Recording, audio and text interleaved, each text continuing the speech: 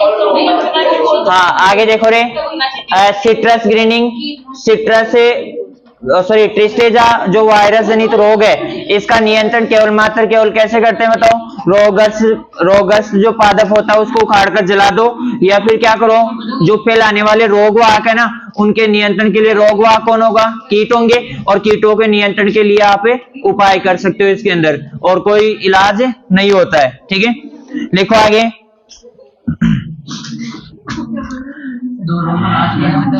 Citrus grinning लिख लिया, mycoplasma के द्वारा होता है। लिखो, इसके नियंत्रण के लिए डाइमेथोएट का प्रयोग करें। नियंत्रण लिख लो इसका, डाइमेथोएट।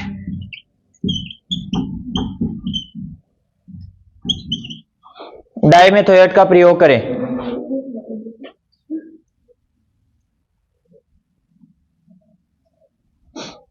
लिखो प्रमुख कीट, अब आगे लिखो प्रमुख कीट।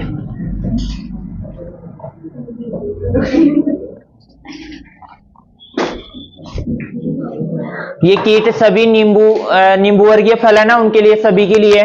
ठीक है, प्रमुख कीट और साइला कीट लिखो, साइला कीट। अरे कौन सा?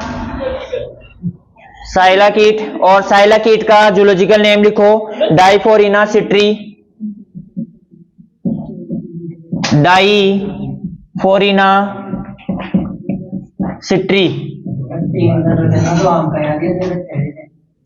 डाइफोरिना सिट्री। ठीक है, लिखो। नियंत्रण बताओ किससे करोगे? अभी किया ना, अभी नियंत्रण किया था। साइला कीट के द्वारा फैलता है माइकोप्लाज्मा जनित रोग, तो उसका नियंत्रण लिखा था ना, क्या लिखा था? डाइमेथोएट। लिख लो, इसके नियंत्रण के लिए डाइमेथोएट 2 ml प्रति लीटर पानी में घोल बनाकर छिड़काव करें।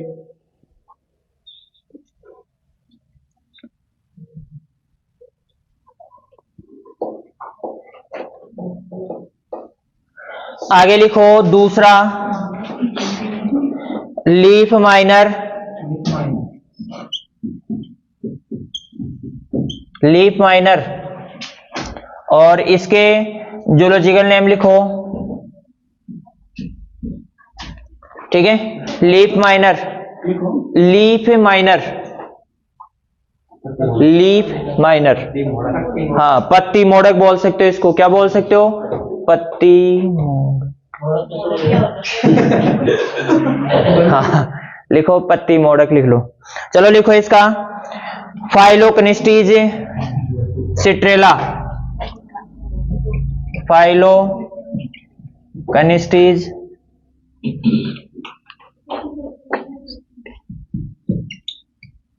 सिट्रेला, फाइलोकनिस्टीज सिट्रेला। ठीक है, आगे लिखो नियंत्रण लिखो, मिथाइल पैराथियन 25 सीसी 2 ml प्रति लीटर पानी में घोल बनाकर छिड़काव करें। मिथाइल पैराथियन,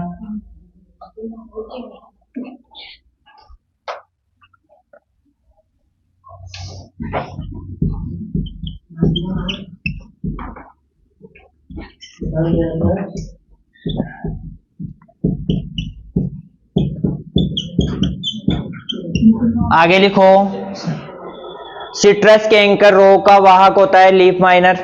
सिट्रस कैंकर रोग का वाहक होता है लीफ माइनर।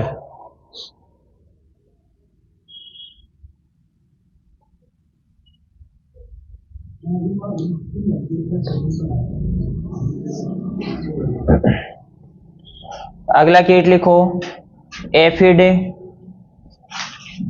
मोइला चेपा। ठीक है, लिखो टोक्सोपटेरा,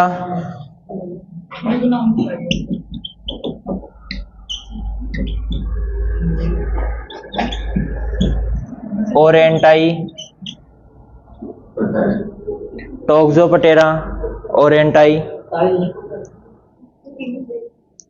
बस थोड़ा सा और है, 1 2। एफिड मोइला, तो एफिड मोइला किस प्रकार का कीट है? रस शूषक। रस शूषक है तो बताओ किसका प्रयोग करोगे? मिथाइल पैराथियन का प्रयोग करोगे। लिख लो, मिथाइल पैराथियन 5% चूर्ण का छिड़काव करे, बुरखाव करे, छिड़काव करे। आप चाहो तो बुरखाव कर दो, आप चाहो तो छिड़काव कर दो, क्या दिक्कत है? आपकी मर्जी। आप चाहो तो लड़ाई करो, आप चाहो तो कुछ करो। हाँ बिल्कुल। लिख लिया? नींबू नींबू की तितली, नींबू की तितली, नींबू की तितली लिखो, पेपेलियो डोमेसियस।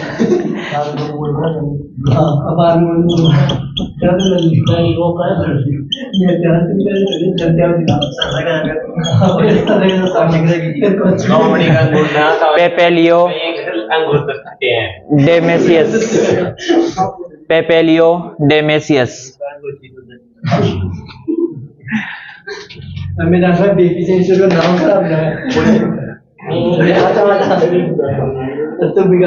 पेपेलियो डेमेसियस,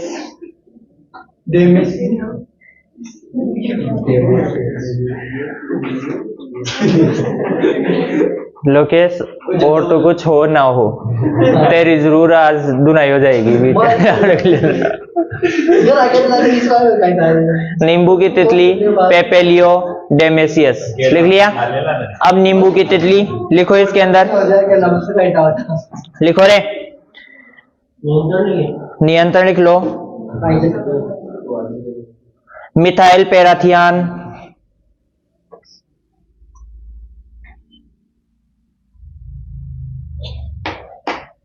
मिथाइल पैराथियन 30 सीसी 2 ml प्रति लीटर पानी में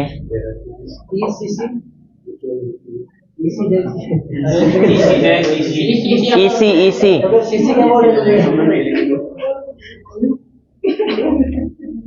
लिख लिया? 2 ml प्रति लीटर पानी में घोल बनाकर छिड़काव करें।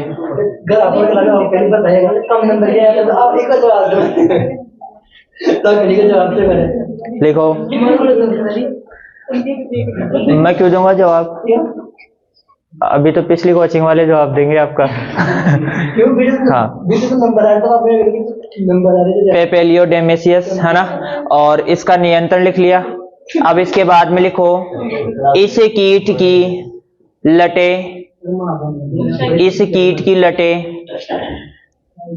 चिड़िया की बीट के समान दिखाई देती है। इस कीट की लटें चिड़िया की बीट के समान दिखाई देती है।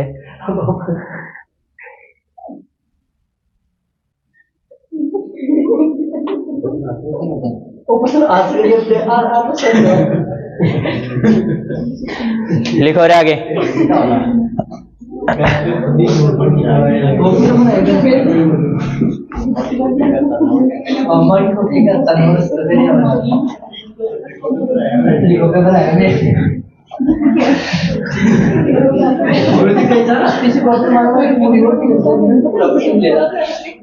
कितने से?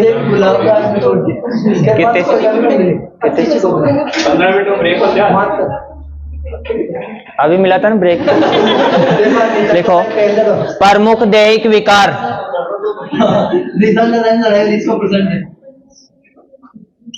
क्यों? तो आपको छुट्टी मिलेगी ना, छुट्टी मिलेगी ना, तब होगी ना लड़ाई। छुट्टी नहीं मिलेगी आपको। हाँ, लिखो,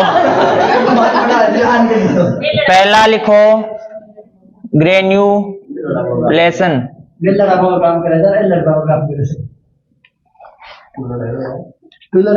लिख लिया? लिखो, इसमें कोष्टक में लिख लेना, फलों में दाने उत्पन्न होना, फलों में दाने उत्पन्न होना।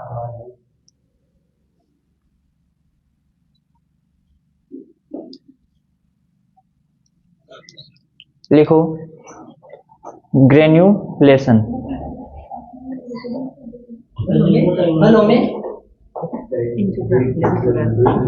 कीर्ति चुप हो जा, फिर कीर्ति चुप हो जा। हाँ वही तो बता रहा हूँ ना।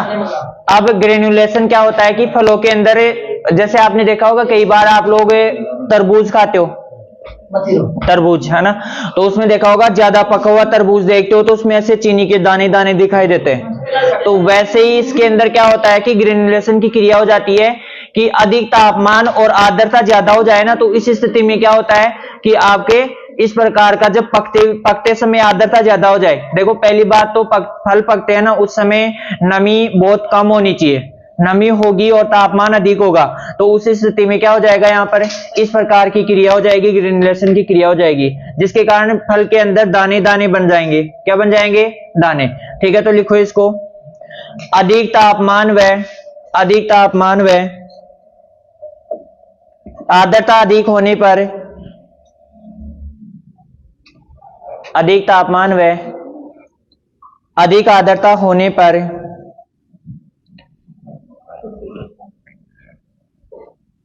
फल पकते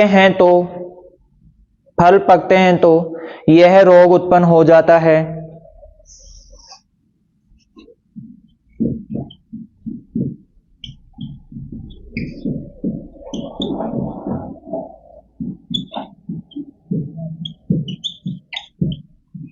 लिखो अगला रोग, लिखो देह विकार, डायबेक रोग। कौन सा रोग? डायबेक रोग।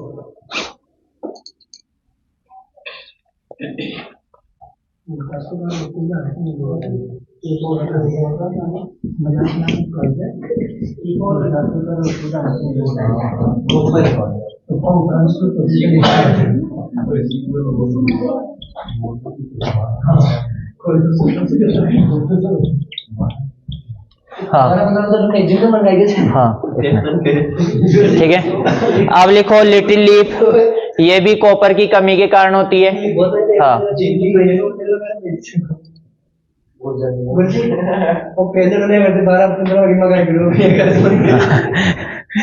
तेरे पास लड़ाई का ऑप्शन बचता है क्या? ठीक है, तो ग्रेन्युलेशन तो क्या होता है कि अधिक तापमान अधिक आर्द्रता हो तो उस समय फल पकते हुए वो रहते हैं ना, उस समय क्या हो जाता है, ग्रेन्युलेशन की क्रिया हो जाती है। ग्रेन्युलेशन मतलब दाने बन जाते हैं उसके अंदर, फल के अंदर।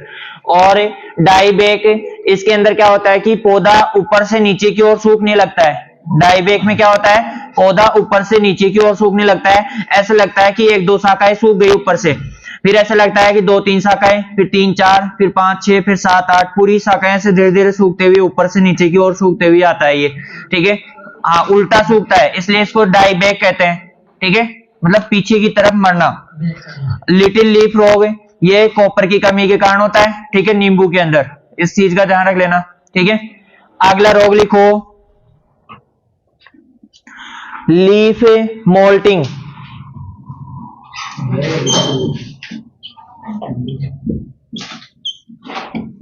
लीफ मोल्टिंग या इसका उपनाम लिखो लीफ मोल्टिंग या फेंसिंग रोग।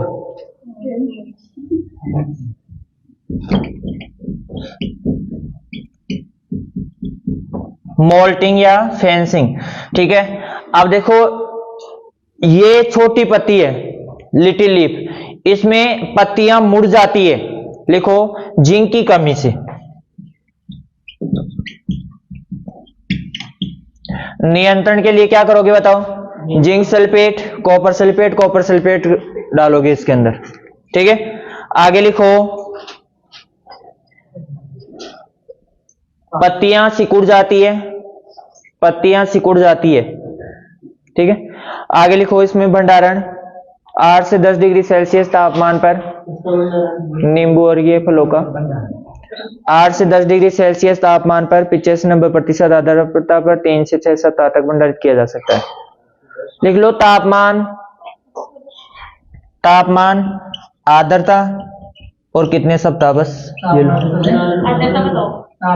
85 से 90%, 8 से 9 डिग्री सेल्सियस टेम्परेचर। हाँ 8 से 10 और 8 से 9 कोई फर्क नहीं है। 3 से 6 सप्ताह तापमान, आर्द्रता और सप्ताह बस।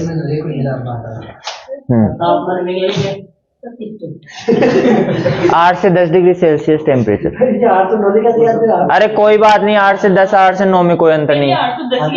हाँ, 85-90% आर्द्रता। और इसके बाद में लिख लो 3 से 6 सप्ताह। 3 से 6 सप्ताह।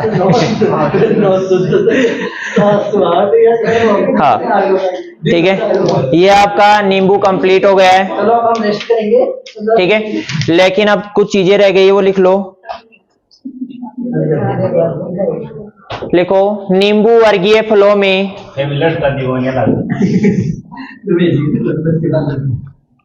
मैं तो किसी से नहीं लड़ता। नींबू वर्गीय फलों में लिमोलिन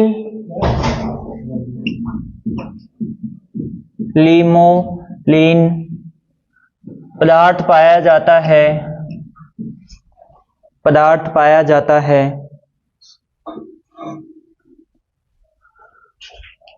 जिसके कारण कड़वाहट उत्पन्न होती है। कड़वाहट उत्पन्न होती है। क्या उत्पन्न होती है? कड़वाहट उत्पन्न होती है।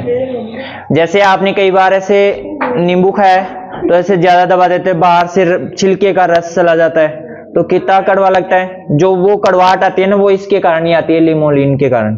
ठीक है, आगे लिखो, विटामिन सी इसमें 40 से 60 मिलीग्राम प्रति 100 ग्राम फल की दर से, विटामिन सी 40 से 60 मिलीग्राम प्रति 100 ग्राम फल की दर से पाई जाती है इसमें। ठीक है,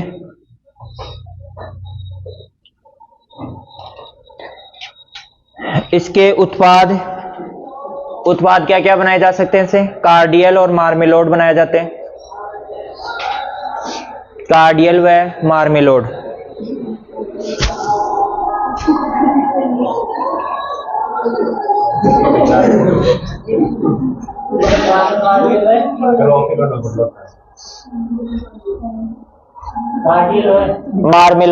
मार्मेलोड हाँ?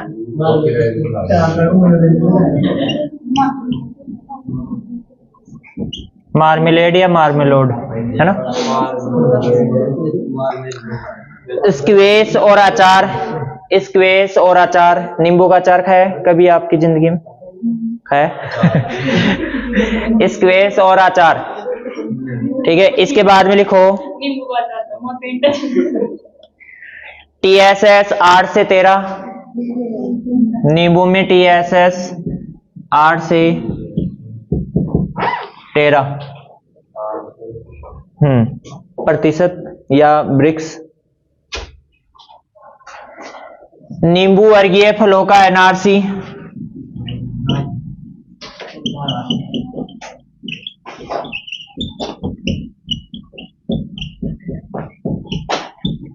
लिखो, नागपुर महाराष्ट्र। नागपुर महाराष्ट्र में। ठीक है,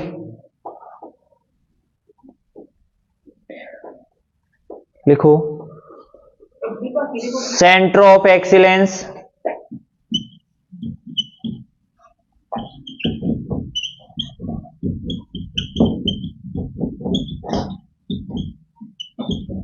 सेंटर ऑफ एक्सीलेंस कहां पर है? नानता कोटा। नानता कोटा में है। नींबू वर्गीय फलों का NRC नागपुर महाराष्ट्र में। ठीक है, और सेंटर ऑफ एक्सीलेंस कहां है? नानता कोटा में। वो नागपुर महाराष्ट्र, ये नानता कोटा। इसके बाद में आगे लिखो, नींबू वर्गीय फलों में गंध का कारण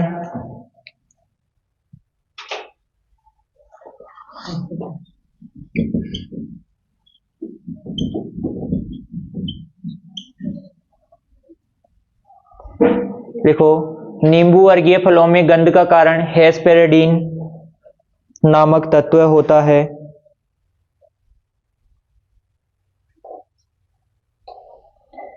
लिखो, नींबू उत्पादन में विश्व में प्रथम स्थान।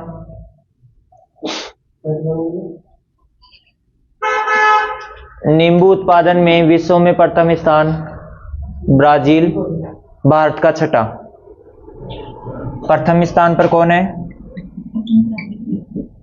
ब्राजील और भारत का छठा, भारत का छठा स्थान 6 नंबर पर आता है। ठीक है, आगे लिखो।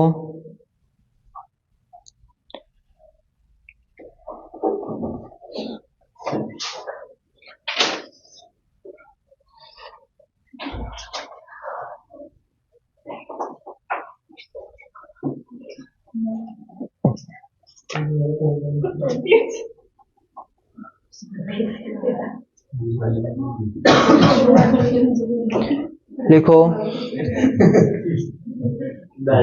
नींबू वर्गीय कागजी नींबू में लिख लो 2n बराबर लिखो 18। हाँ 2n बराबर 18। हाँ अच्छा नहीं लगता, रोज रोज ही पहले पहले लिखवा दे, अच्छा नहीं लगता। थोड़ी शर्म भी कोई चीज होती है। हाँ 2n बराबर 18। फिर इसके बाद में लिखो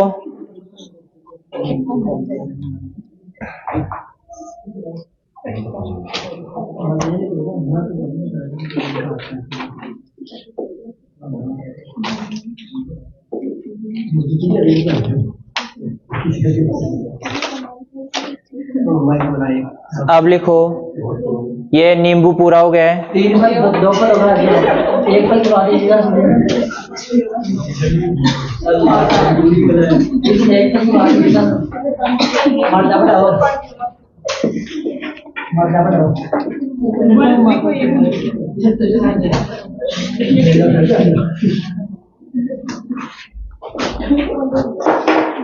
आज 3 क्लास बनवा